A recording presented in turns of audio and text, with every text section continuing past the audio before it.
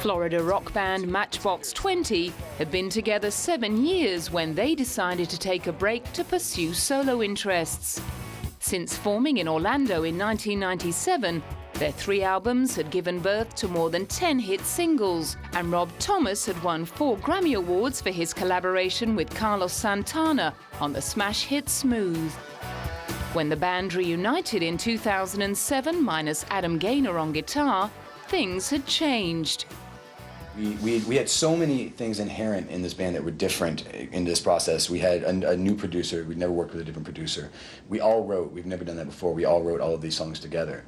Paul has been our drummer for 11 years, and now he's our guitar player. And we're a 4-piece band instead of a 5-piece band. As well as many of their biggest hits, Exile on Mainstream contains 6 new songs.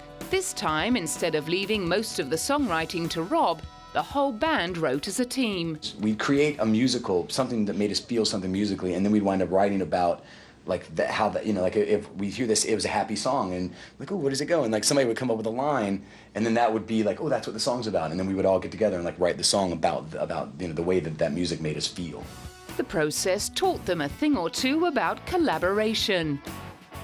To be less precious about things, to have perspective on what's important and what's not important. And I think that really kind of allows, like, true creativity to come through. Yeah, and letting your ego get out of the way, you know, and just let a good song come through. And we all trust each other enough now in our sensibility of what we think a good song is, that we don't, you know, it's not about your idea. It's not about, you know, you being the impetus for anything. It's just about what comes out of that.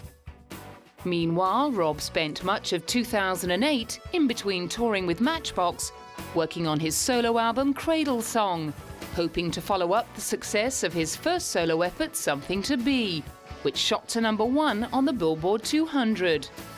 But mostly, he's just happy to be making music. You know what, I was headed to prison, you know what I mean? Like, I was a bad egg. And it was a sympathetic music teacher who kind of saw me as a kid who was just didn't know what I wanted out of life, didn't know who I was, and kind of helped me move my way over to music.